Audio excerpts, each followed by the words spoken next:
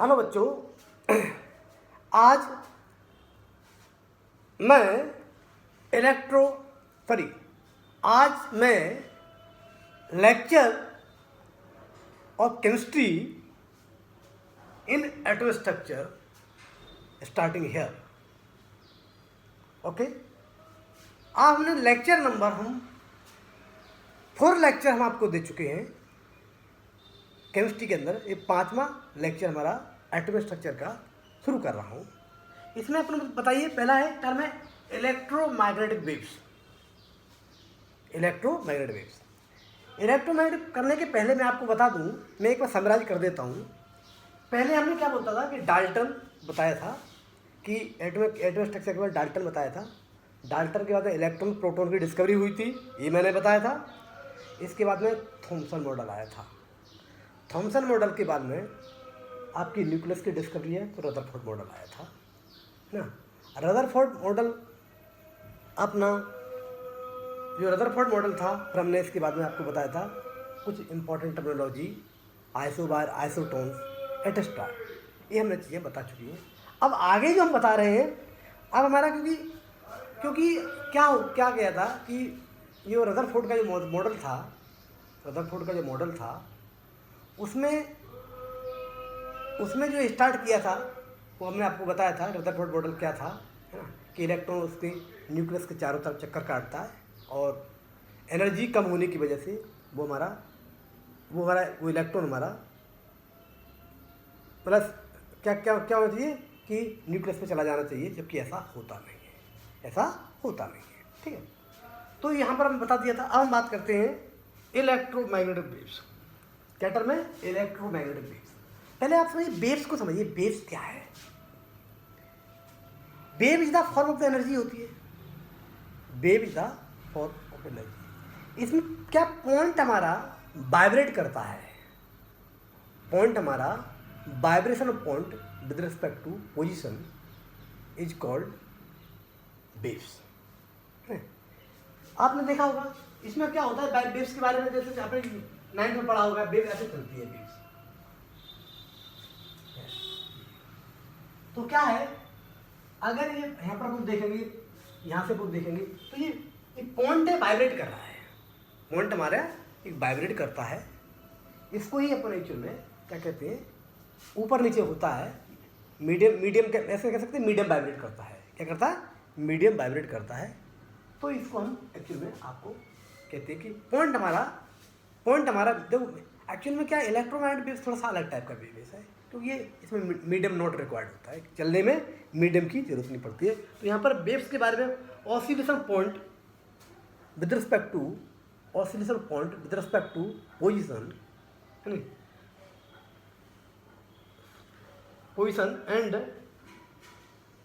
And simultaneously moving in the direction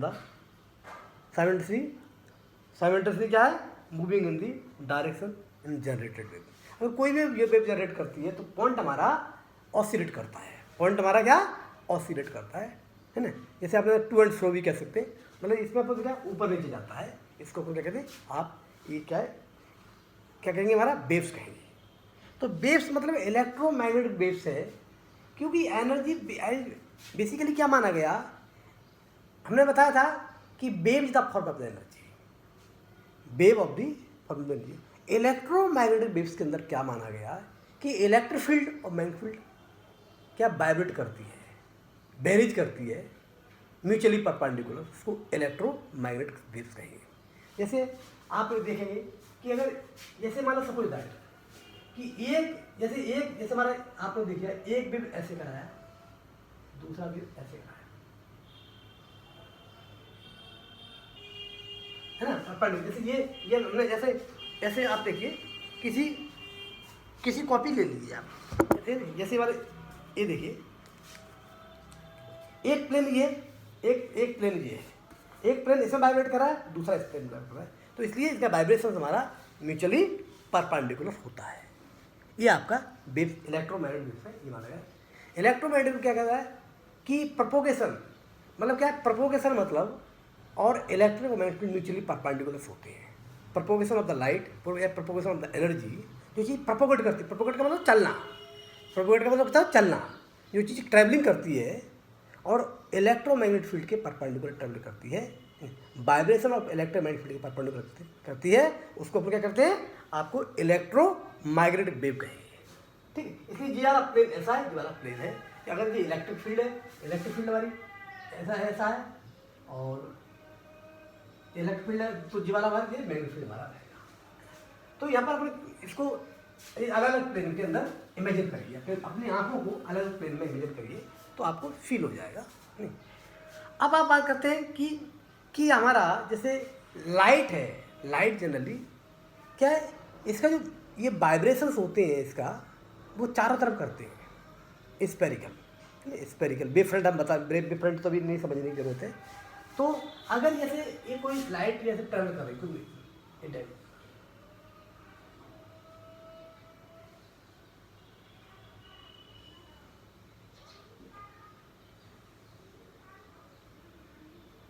तो यहां से ये आपका ऐसे करेगा, ऐसे परपेंडिकुलर किसी एक प्लेन में हो, उसको अपन क्या कहेंगे, ये आपका ये हमारी फील्ड है, फील्ड हमारी इस तरह की रहेगी। तो आपका इसके बाद में अपन जो देखेंगे, इसके बाद में आप देखिए कि प्रॉपर्टी देखिए बेस की क्या प्रॉपर्टी है, इलेक्ट्रोमैग्नेटिक बेस की प्रॉपर्टी क्या है। तो मैंने इलेक्ट्रोमैग्नेटिक बेस बता दिया। अब हम बात करते हैं कि इलेक्ट्रोमैग्नेटिक वेव की प्रॉपर्टी क्या है, इलेक्ट्रोमैग्नेटिक वेव की क्या प्रॉपर्टी है। तो प्रॉपर्टी आप लिखिए कि electromagnetic waves travel with the speed of light. Electromagnetic waves पहला पॉइंट है, पहला पॉइंट क्या है, electromagnetic wave travelling with speed of light, with speed of light. अगर कोई भी इलेक्ट्रोमैग्नेटिक वेव मतलब फॉर्म ऑफ द एनर्जी है, एनर्जी की जो ट्रैवलिंग करती है वो लाइट की स्पीड से ट्रैवलिंग करती है, ये आप मान लीजिए। तो पहला है electromagnetic wave travelling with speed of light. Speed of light कितनी है, c = 3 × 10⁸ मीटर पर सेकंड से ट्रैवल करती है, ऐसा मान। कोई भी इलेक्ट्रोमैग्नेटिक वेव्स को मूविंग कंसीडर करेंगे तो उसकी स्पीड हमारा लाइट के बराबर माना जाएगा। ये आपका इसका प्रॉपर्टी है। दूसरा है इसको मीडियम की जरूरत नहीं है, इसको no need of the medium. इसको अगर ट्रैवलिंग करने के लिए इलेक्ट्रोमैग्नेटिक वेव ट्रैवलिंग करने के लिए उसको माध्यम की कोई जरूरत नहीं, मीडियम मतलब इसकी मीडियम की जरूरत नहीं है, एक किसी भी मीडियम के अंदर ट्रैवलिंग कर सकता है। ये आपका इसका ये मतलब है। दूसरा कंसेप्ट हमारा नो रिक्वायर्ड ऑफ मीडियम। दूसरा क्या है, दूसरा है no required of the medium, no required of medium, no required of the medium. इसको मीडियम की जरूरत नहीं है, इसको मीडियम की जरूरत नहीं है। ठीक है भैया। अच्छा, पहला पॉइंट क्या बताया हमने कि इलेक्ट्रोमैग्नेटिक वेव जो प्रोपोगेट करता है उसकी स्पीड लाइट के बराबर होती है। या क्या कहते हैं, प्रोपोगेशन ऑफ द वेव, क्या कहते हैं, propagation of the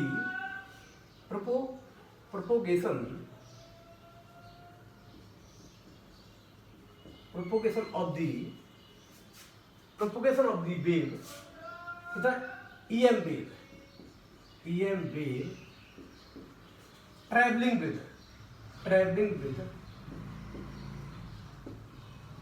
speed of light travelling with speed of light से ट्रैवल करता है। ठीक है, ये आपने आपको बता दिया। अब हम बात करते हैं, अब इसके बाद में ये अब क्या है, अब हम को इसमें जो वेव्स की प्रॉपर्टी को टर्मिनोलॉजी है इसके अंदर, फ्रीक्वेंसी जैसे एक टर्म है इसमें वेव्स के अंदर क्या है, फ्रीक्वेंसी का मतलब वाइब्रेशन, नंबर ऑफ वाइब्रेशन किसी टाइम के रिस्पेक्ट में, उसको अपन क्या है, फ्रीक्वेंसी कहेंगे, है ना। मतलब इतने टाइम में, जैसे आपको देखिए कि आप ऐसा मान लीजिए, मैं आपको एक बता दूं सिंपल एग्जांपल कि इलेक्ट्रोमैग्नेटिक वेव्स ऐसा जाता है, ऐसे काउंट करें। इलेक्ट्रोमैग्नेटिक वेव्स ऐसा है, ऐसा। अगर लाइट यहां से चली, इस पॉइंट से चली, और यहां से लेकर यहां तक का टाइम टी है, यहां से यहां तक का टाइम टी है। अब यहां से यहां तक टाइम का एक ऑसिलेशन है, मतलब इसको हमने क्या मान लिया, टी मान लिया, क्या मान लिया, एक ऑसिलेशन मान लिया। अब अगर किसी टाइम में जितने भी ऑसिलेशन वेव्स के होंगे वही उसकी फ्रीक्वेंसी होगी, समझ में आई? मतलब जैसे एक भी हो गया और दो भी हो गया। अगर इसकी अगर किसी टाइम में हमने हमने 2 सेकंड में वेव्स यहाँ से यहाँ तक, मतलब हमने क्या है सोच के अंदर कि 2 वेव्स में लाइट को ट्रेवल करने में यहाँ पर, तो कितने हो गए, अब कितने हो गए, 1 और 2। तो 1 सेकंड में कितने वाइब्रेशन हो रहे हैं, कंप्लीट वाइब्रेशन कितने हो रहे हैं, 2 हो रहे हैं, तो 2 इसकी फ्रीक्वेंसी होगी, समझ में आई? सिंपल भाषा में, सिंपल भाषा में बता दिया मैंने, इससे है ना। हम कह और आगे बना दी और भी बात कर दी। तो जितने ही आपका कंप्लीट ऑसिलेशन होंगे, नंबर ऑफ कंप्लीट ऑसिलेशन को कैलकुलेट काउंट कर लीजिए, वही हमारा क्या होता है, वही हमारी फ्रीक्वेंसी होती है। ठीक, ये हमने बता दिया। अब देखें तो हमारा क्या हुआ, it equal to number of wave. तो मैंने आपको ये बता दिया, मैंने अपनी सिंपल भाषा में एक्सप्लेन कर दिया। ये फ्रीक्वेंसी, पहला वर्ड है फ्रीक्वेंसी, पहला वर्ड फ्रीक्वेंसी, लिखने की जरूरत नहीं है, इसको समझने की जरूरत है। फ्रीक्वेंसी, बस ये लिखिए फ्रीक्वेंसी। फ्रीक्वेंसी का मतलब है नंबर ऑफ वाइब्रेशन पर सेकेंड, मतलब 1 सेकंड में जितने वाइब्रेशन होते हैं, ना 1 सेकंड में जितने वाइब्रेशन होते हैं उसको फिर क्या बोलते हैं, फ्रीक्वेंसी कहते हैं। ठीक, अब दूसरा टर्म है वेवलेंथ। दूसरा टर्म कौन सा है, वेवलेंथ।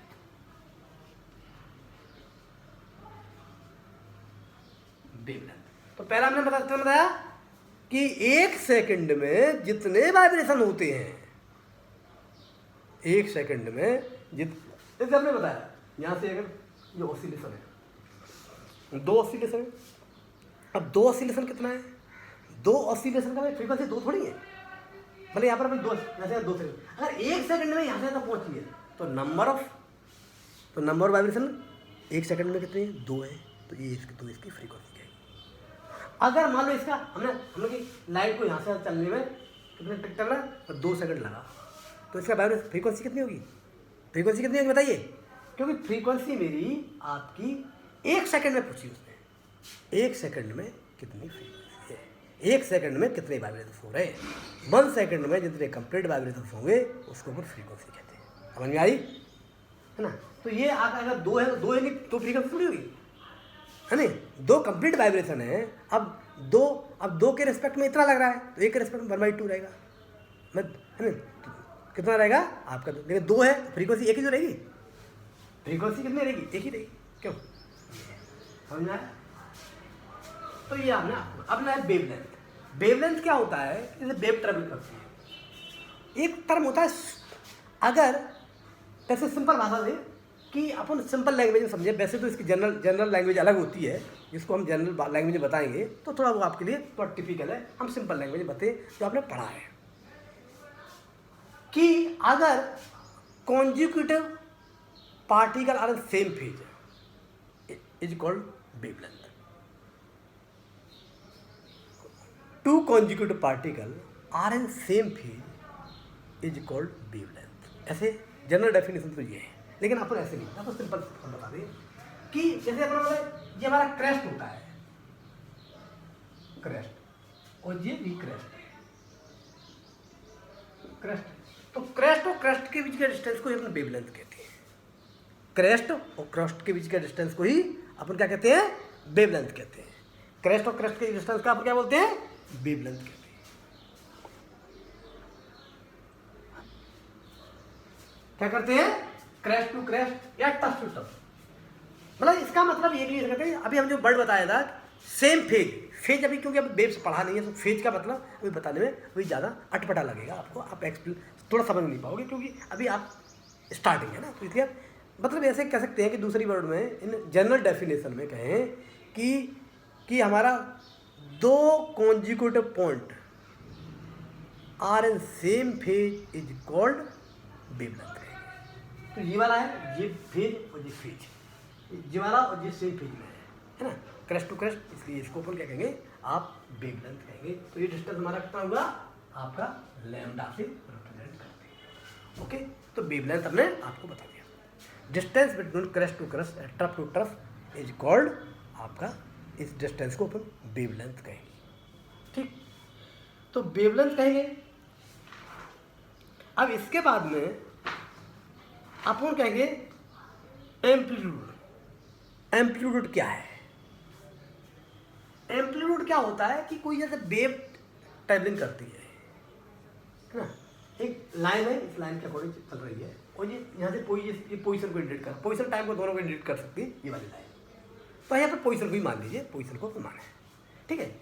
तो क्या होता है, वेव की इससे मैक्सिमम डिस्टेंस कितना कितना कितना डिस्टेंस ऊपर गया, मतलब ये पॉइंट हमारा, ये वेव जो ऐसे चल रही है तो वेव यहाँ पर पहुंच, तो ये यहाँ से डिस्टेंस जो maximum travelling distance of the line of motion, जो लाइन ऑफ मोशन जो चल रही है, जो यहाँ पर जो अपना ओरिजिनल लाइन ऑफ मोशन माना है, उससे हमारी मैक्सिमम डिस्टेंस, जो पॉइंट हमारी मैक्सिमम डिस्टेंस पर हो, मतलब जो इसका वाइब्रेशन जो, क्योंकि हमारे आपका एक्स का चल रही है, वाइब्रेशन से हो रहा है, तो वाइब्रेशन जो हो रहा है, तो वो वाइब्रेशन का जो यहाँ पर जो वाइब्रेट पॉइंट जो कर रहा है, वो मैक्सिमम डिस्टेंस फ्रॉम दी इस लाइन से, इसको अपन एम्पलीट्यूड कहेंगे, या भी कहेंगे वेव फंक्शन की मैक्सिमम वैल्यू को एम्पलीट्यूड कहेंगे।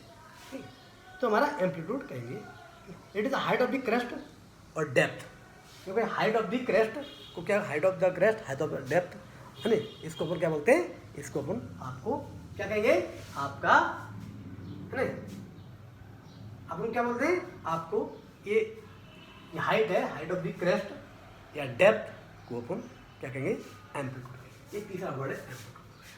तीसरा वर्ड हमने कौन सा होता है, एम्पलीट्यूड। Amplitude, okay. इसको एफ से रिप्रेजेंट करते हैं या न्यू से रिप्रेजेंट करते हैं, इसको लैम्डा से रिप्रेजेंट करते हैं, इसको ए से रिप्रेजेंट करते हैं, ऐसा समझिए। ठीक, ये तीन चीजें हमने आपको we have to now explain here. अब हम बात करते हैं कि होता है, एक होता है, एक चौथा वर्ड है वेव नंबर। वेव नंबर, इसको न्यू बार कहेंगे, वेव नंबर क्या कहेंगे, वेव नंबर। वेव नंबर का क्या मतलब होता है, वेव नंबर का मतलब है number wave in 1 centimetre, number of the wave in 1 centimetre, मतलब यहाँ से यहाँ तक है नहीं, यहाँ number of the wave in 1 centimetre, जैसे यहाँ देखो ये डिस्टेंस है, तो 1 सेंटीमीटर में जितनी वेव्स होंगी, जैसे ये एक वेव्स ये है कंप्लीट, एक वेव्स ये है, 1 सेकंड में जितनी वेव्स होंगी उसको वेव नंबर कहेंगे। वेव मतलब 1/λ, इसको डेफिनेशन कहते हैं कि 1/λ भी है, 1 सेंटीमीटर और वेवलेंथ से डिवाइड कर दिया। 1 सेंटीमीटर कितनी वेवलेंथ होंगी, 1 सेंटीमीटर की जितनी वेवलेंथ होंगी उसको अपन वेव नंबर कहेंगे, उसको अपन क्या कहेंगे, वेव नंबर। तो ये हमने टर्मिनोलॉजी हमने आपको अपने सिंपल वर्ड में लैंग्वेज पे एक्सप्लेन करने की कोशिश करी है। ठीक, अब हम बात करते हैं, एक अपना कोई न्यूमेरिकल आप देखिए, एक क्वेश्चन मैं बता देता हूँ, क्वेश्चन देखिए। तो इनमें बेस के 3 टर्म, ये चारों टर्म हमने एक्सप्लेन कर दिया आपको। ठीक, अब हम बात करते हैं, एक मैं क्वेश्चन बोलूँ, एक क्वेश्चन है, तो इसमें सबसे बड़ी बात है, ये फॉर्मूला है v = f lambda, v = new lambda, ये सब v = न्यू लैम्डा, ये फॉर्मूला इंपॉर्टेंट है। इसमें क्या है, v और लैम्डा मतलब न्यू और फ्रीक्वेंसी लैम्डा वेव है ना, तो अपन क्या करते हैं, v = लैम्डा अपॉन t, ऐसा करते हैं। स्पीड जानते हैं, स्पीड क्यों, स्पीड अपन जानते हैं, speed equal to distance upon time, speed equal to distance upon time. तो डिस्टेंस कितना है, तो मतलब एक वेवलेंथ ट्रेवल करती है, तो वेवलेंथ अपॉन टाइम, इसको क्या कहेंगे, आपकी स्पीड कहेंगे, है ना। तो इसलिए हमारा ये 1/t फ्रीक्वेंसी होता है, 1/t फ्रीक्वेंसी होता है, इसलिए अपन ये न्यू लैम्डा कह सकते हैं। ये फार्मूला आपका इंपॉर्टेंट हो गया, ये फार्मूला आपको यूज करना है। न्यूमेरिकली। अब बात करें, क्वेश्चन लिखिए, नहीं, और एक फ्रीक्वेंसी, एक दूसरा फार्मूला है, ये वाला फार्मूला है, ये रिजल्ट हमने बता दिया। ये formula C equal to nu equal to speed of light upon wavelength of the light. ये अपन मान सकते हैं, वेवलेंथ को उससे डिवाइड कर देंगे तो ये हमारा सॉरी, ठीक। अब हम बात करते हैं,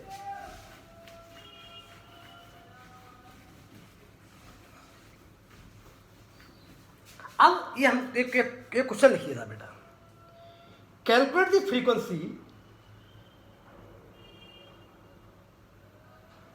of the lower and higher limit of visible light. Question लिखिए, calculate frequency of lower and higher limit of the visible light. क्या निकालना है? हायर की और लोअर लिमिट की क्या निकालना है? फ्रीक्वेंसी फाइंड आउट करना है। पहला क्वेश्चन है, क्वेश्चन जो हमारा है, find the limit of the sorry find the frequency of the lower and higher limit of visible light. तो आप इसको देखेंगे, नहीं तो इसको अपन क्या करेंगे,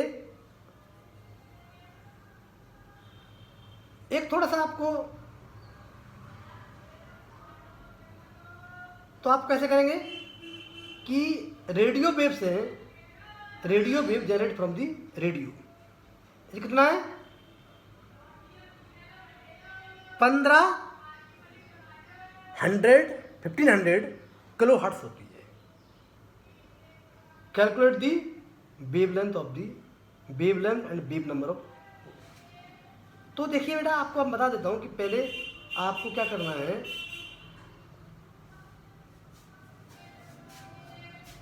कि अपन को क्या निकालना है, अपन को लोअर लिमिट। तो लोअर लिमिट में आपने देखा 4000 एंगस्ट्रॉम से 7800 एंगस्ट्रॉम की वेवलेंथ होती है। ये थोड़ा सा आपको याद करना पड़ेगा। ये वेवलेंथ हमारी ये होती है। ये किसकी है? ये हमारी वायलेट की है, VIO, और ये हमारी रेड की है। ये हमारी किसकी है? ये रेड की है। ये रेड लाइट है, ये हमारा वायलेट लाइट है, ठीक। तो अपन को जो क्वेश्चन बोला था कि इसकी अपन को क्या निकालना है, पहला क्वेश्चन अपना बोला था कि find the frequency of the lower limit and higher limit value. तो क्या बताया पहला आंसर, इसकी अपन को क्या निकालना है? फ्रीक्वेंसी निकालना है। किसकी? Lower and high frequency of limit visible light. तो सबसे आपका जो वायलेट है, तो सबसे ज़्यादा वेवलेंथ कम किसका है? इसका है, नहीं। तो अपन क्या करेंगे, इसमें अपन जो निकालेंगे, अपन फ्रीक्वेंसी निकालना है। फ्रीक्वेंसी निकला, फ्रीक्वेंसी कितना हमने बताया था, V equal to nu lambda. तो nu equal to V upon lambda, ठीक है। तो V हमारा, V कितनी वैल्यू है? 3 इंटू 10 की पावर 8, और जी कितना है? 4000 इंटू 10 की पावर -8। ये हमारा आ गया, ये वैल्यूज है। ये ऑन कैलकुलेट कर लोगे तो हमारी आपकी वैल्यू कितनी आ जाएगी इसकी, बताइए? 3/4। क्यों? 3/4, और ये वाला कट गया 4, 12, 3/4 इंटू 10 की पावर 12 हो जाएगा। 10 की पावर 12 हो जाएगा, और 12 हो जाएगा तो उसको लिखेंगे 75 इंटू क्या रखेंगे? 75 इंटू क्या हो जाएगा? इसको लिखेंगे 75 इंटू 10 की पावर कितना हो जाएगा? 3/0.75, 100 का मल्टीप्लाई करेंगे तो कितना हो जाएगा आपका, ये 10 हो जाएगा। क्यों, क्या किया अपन ने, 3/4 को 0.75 10 हो जाएगा, या इसको लिखें 7.5 इंटू 10 की पावर 9 हो जाएगा। ये हमारा क्या आएगा, ये फ्रीक्वेंसी आई 7.5, ये हमारी फ्रीक्वेंसी आई। ओके, ये हमारी आपकी फ्रीक्वेंसी होगी। अब अपन ऐसे अपन क्या निकालेंगे, ऐसे अपन क्या निकालेंगे कि हायर वाली निकालें। तो हायर वाली कैसे निकालेंगे, ये वाली हायर वाली निकालेंगे। तो आपकी ये मैंने पार्ट कर दिया कैलकुलेट, 3.4 10 की पावर सॉरी ये कितना हो गया था, 16 हो गया। 16 में से 4 गए, 16 में से 4 गए कितने, 12 बचेंगे। और इसको मैं 7.5 इंटू 10 की पावर 10 आ गया। कितना आ गया आपका, 10 आ गया था। तो 7.5 इंटू 10.9 ये हमारा फ्रीक्वेंसी आई। इसकी हर्ट्स में होती है, क्या होती है, हर्ट्स में मापती है। अब अगला पार्ट है, अब हमको इसका निकालना है, इसका निकालना है, बिल्कुल सेम।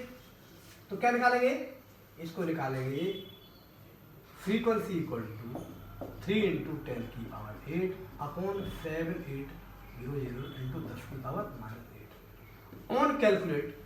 आप इसको कैलकुलेट करिए, आप इसको कैलकुलेट करिए। तो क्या निकलेगा आपका, ये लगभग कितना निकलेगा, 3/78 इंटू 10 की पावर 16 आया।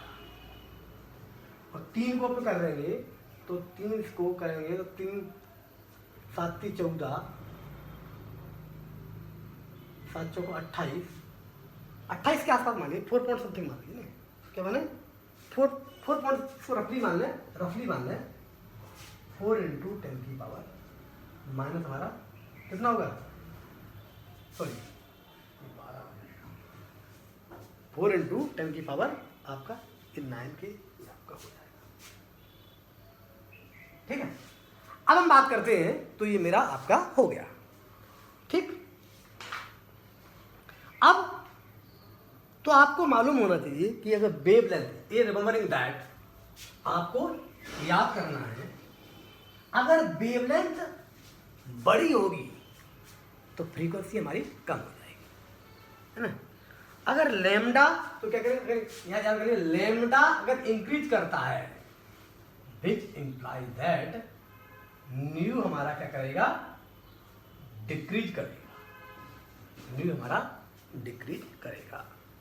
ठीक है, अगर लैम्डा मैक्स है, लैम्डा मैक्स है, तो उसके रिस्पेक्ट में विच इंप्लाइड, तो क्या करेगा, ये निकलेगा लैम्डा सॉरी न्यू हमारा मिनिमम होगा, है ना।